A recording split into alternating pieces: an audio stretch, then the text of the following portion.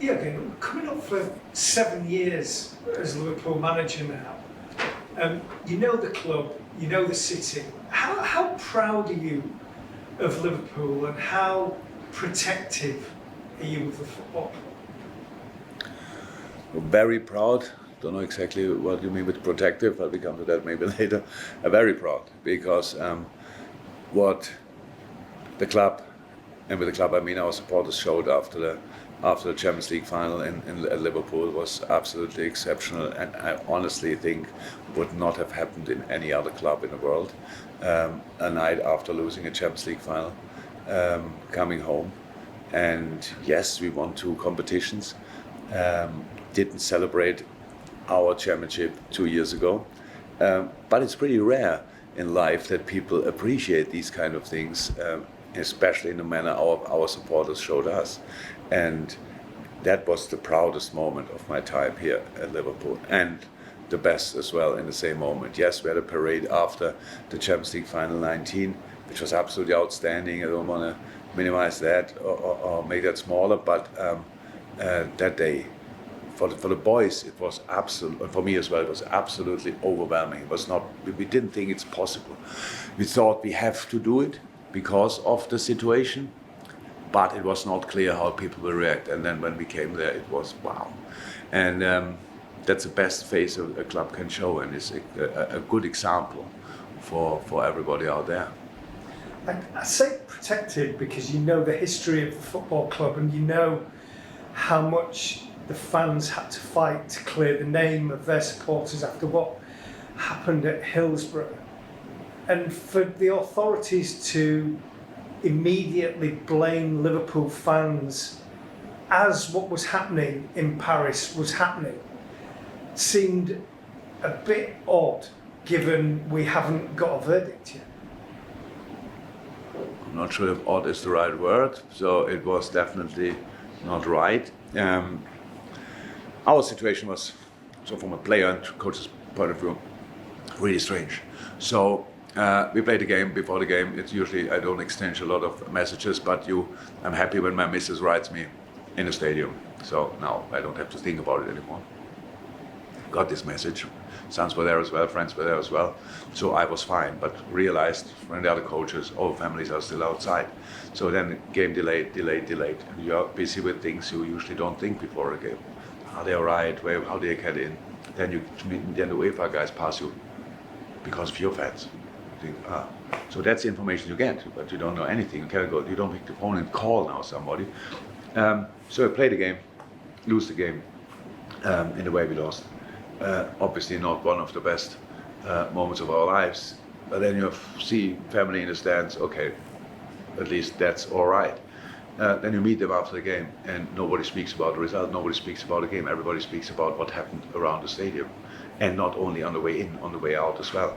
So now you try to figure out and bring together. Wow, how can that happen? So next morning you wake up. It's not a day where you pick newspapers like with joy and think, come on, let's have a look what they write. So it's rather, let's have a look.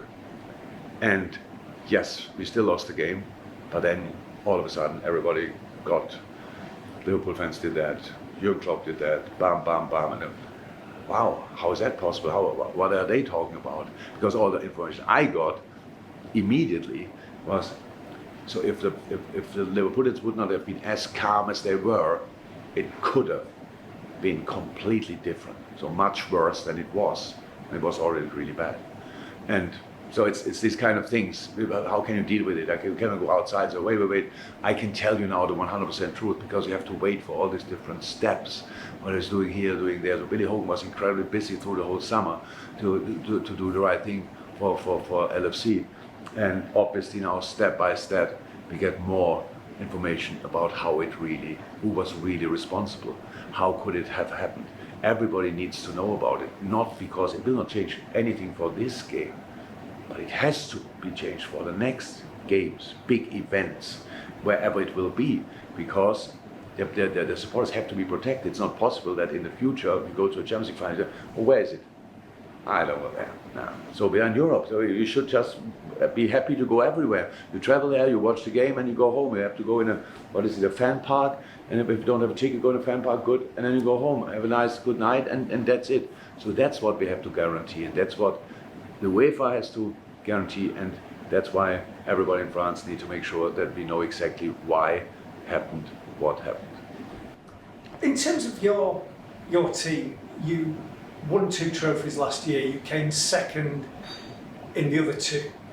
I've worked out over the last 4 seasons, you've either won or come second in 7 competitions, which is as good as the club's ever done. It stands you in comparison with people like Dalglish, with people like Paisley, with people like Shankly, in terms of where the club is now and what you've done. When I say about pride, how good does it make you feel that you've done that as the manager? No, it doesn't make me feel proud, to be honest, and not because we became second and didn't win it. So I obviously had to learn in my life a lot how the second place can feel. Sometimes it's better, sometimes it's worse, and obviously we all come together, especially in a club like Liverpool, to win the competitions. But we know that the direction we are going in is, and the things we did in the past were quite good. So we know that. We brought together a bunch of incredible football players. We created a really good atmosphere in the team. We created a really good connection with our fan base. We have an incredible atmosphere in and around our games when we play them. So all very positive things. But it's not that I think about these kind of things and feel then proud. I was at the moment I felt really proud was the parade after the Champions League final. That was a proud moment. All the others is what we have to do. So we have a good basis, a good situation. We have a really, really, really good football team, best stadium in the world, fantastic fan base, and that means we have to be successful, and that's what we try again and again. There's no guarantee for that, and I really think that our people appreciate that we give it absolutely our all, and that what makes it so enjoyable. To be honest, that we really go through all these things. If we win something or if we then lose big from time to time, that we really go through it together. That's what I love most about football. So now it's Wimbledon, what a fantastic tournament, and I love tennis, and wow, Novak Djokovic, and what all the guys and girls play, what the stuff they played. But when they win it, they are alone, pretty much. Physiotherapist, coach, 3-4 people. But for us, it's so much better. We can really have this all together, and that's what I love most, and that's why we will try as long as somebody tells us to stop and not before. It's a slight summer of change in terms of Mane going out, Nunez going in, other players that you're bringing in, altering the squad slightly. Is it a case of just building on what you've got and not doing anything too drastic that's going to destabilise what you've created? There's no reason for drastic changes. You would have to change drastic if you think specific parts of the team need a drastic change or whatever, or players lost desire, determination, whatever. That's not the case. I know that. I know them long enough. But you have to change anyway. You have to bring in fresh legs, fresh blood, and that's what we did. And it's not only Sadio left us, Takumi Minamino and Divock Origi left us. 1 or 2 more players might leave us in this transfer window, but we brought in with Darwin, Fabio, and with Calvin 3 really, really interesting players, and that changed the whole dynamic in the team, and that's what you need, because I cannot invent football every day new and tell the boys, by the way, last we played like this, now we play completely different, just to keep them on their toes. No, coming back to tennis, it's exactly like it is. The best players in the world do the same stuff again and again and again, because they do it that often, but on that high level, they have a much better chance for perfect decision making. That's what they do, and that's what we will try. But in our case, we can help ourselves a little bit by bringing new boys and changing the dynamic and give it all a fresh start, and that's exactly what we will try. One thing that is new for every single manager this season is a mid-season World Cup. How are you intending to manage that? Because you obviously have some players who won't go, some players who might be knocked out in the group stage. Some players who might be there right until the very end of the tournament. How do you manage that?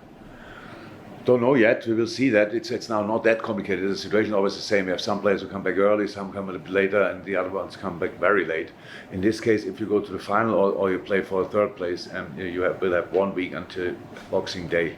So look, we sit here, we talk about it. If I now say it's not perfect, then people tell me I'm a moaner or whatever. So I think everyone knows it's not perfect. If you compare it, that's the domestic thing. We all have the same situation.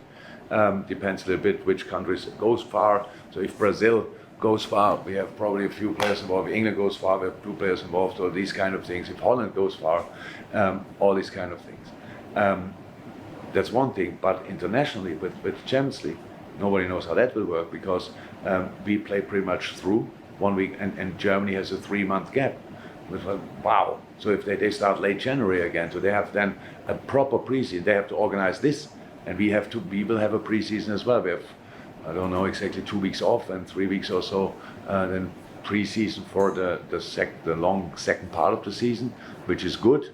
The more players you could have been involved in that would be outstanding. But how can you have a plan for something what never happened before? So we will create a plan in the moment. It's clear how we will do it, how long we will have off, how long we will prepare, but who will be in, we cannot know. So we have to wait for this information. But I said it so often, and obviously nobody really listens. We have to make sure that we give the boys enough time to rest. And only now we have the 5 subs, which is absolutely crucial and great news.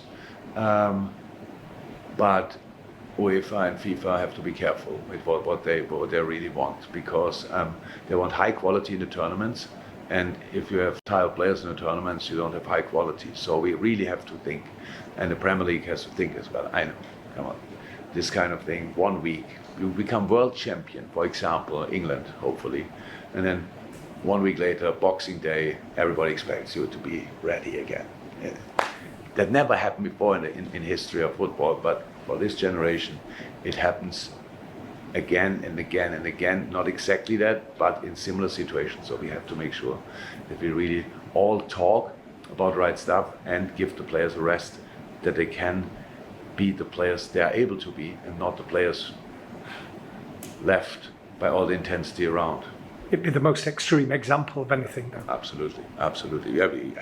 There's no comparison to it. Never was. Usually you have the tournament and then you have a break or whatever, and this time you play 1 week later again. Madness. But we will see how we deal with it.